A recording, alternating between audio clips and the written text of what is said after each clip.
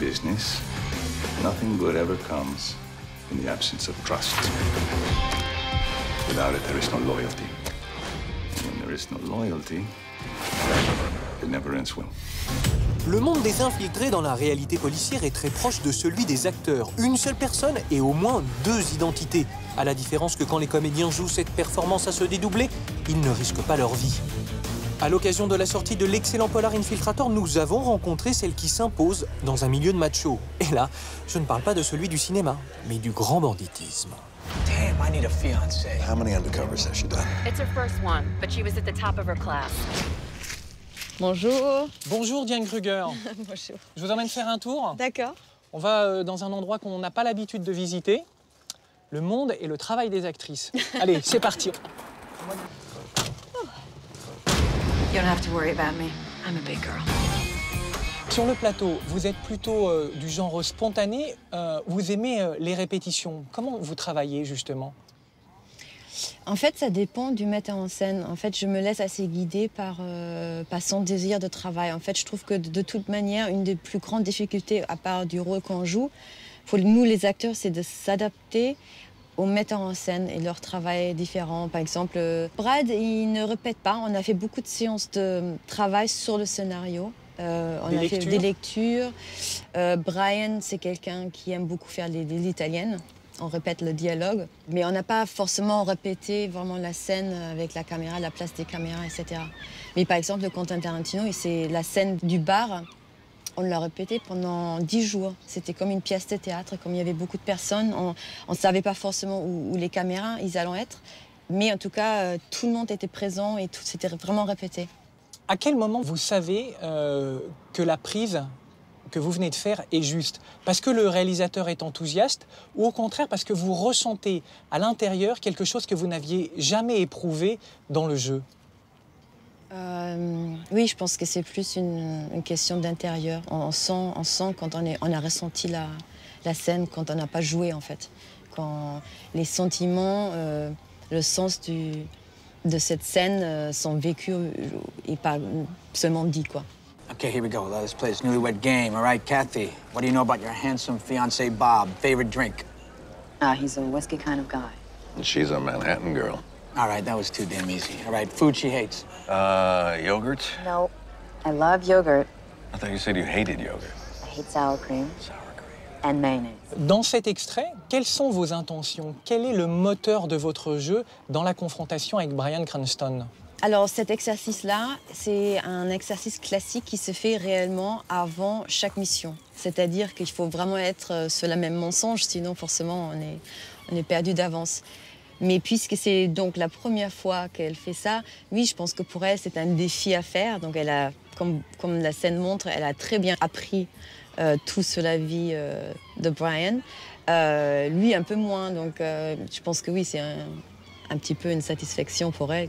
She loves tennis. Football, the Bucks. Season tickets on the 20-yard line. Damn, woman, you good. Look at that memory. All right, how'd you meet? We were friends. I was trying to fix him up with a friend of mine. He was trying to do the same. And then love struck, and we were thinking, what are we doing? And we cut out the middleman. Et on le voit, il y a des nuances dans votre jeu. Au fur et à mesure, il y a un sourire qui s'installe. Comme si, justement, elle avait réussi cet examen de passage. Et à la fin, il y a un regard. Qu'est-ce qu'il exprime, ce regard? Elle a reçu un message de son partenaire, non seulement que c'est un homme marié et qu'il ne se passera rien entre eux, et aussi, elle apprécie l'homme pour sa... Comment dire ça? Droiture. Droiture, exactement. Comme les infiltrés, vous, acteurs, c'est-à-dire vous avez au moins deux vies. Est-ce que jouer, justement, c'est être un autre ou au contraire tenter d'abolir toutes les frontières qu'il y a avec le personnage? On est quelqu'un d'autre, mais quand même avec les sentiments qui nous semblent tous communs.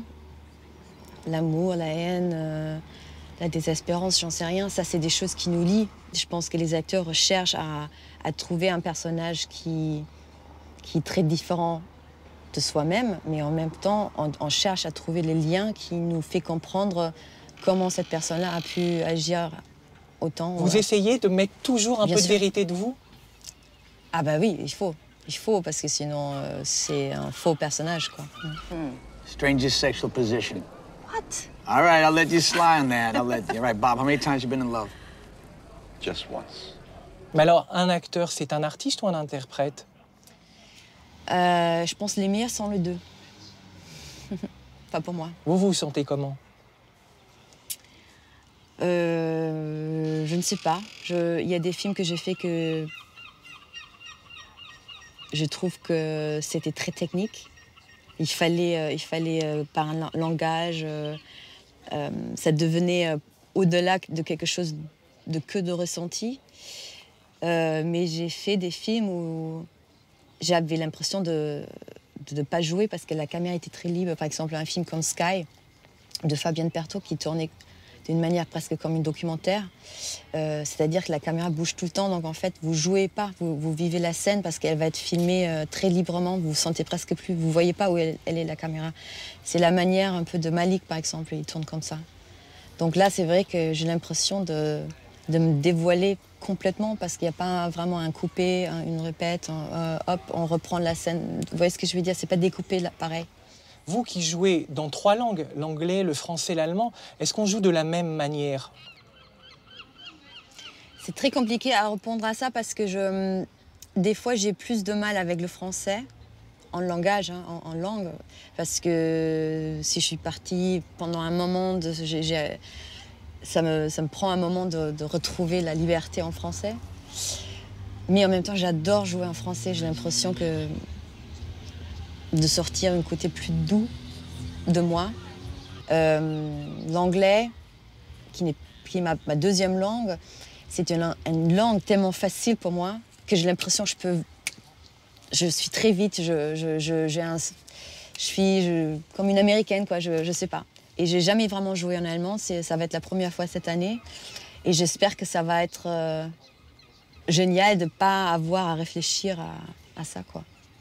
Dernière question, Diane Kruger, pourquoi jouez-vous?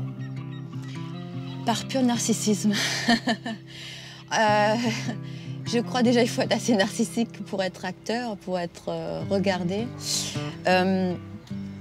En fait, je recherche des émotions très extrêmes dans ma vie. J'ai l'impression que mes rôles sont beaucoup plus intéressants des fois que ce que moi je peux être dans la vie, quoi. Donc, de ressentir une extrême joie, une extrême colère, une extrême amour des fois, c'est excitant, c'est comme une drogue en fait. J'ai l'impression que je vis vraiment, quoi.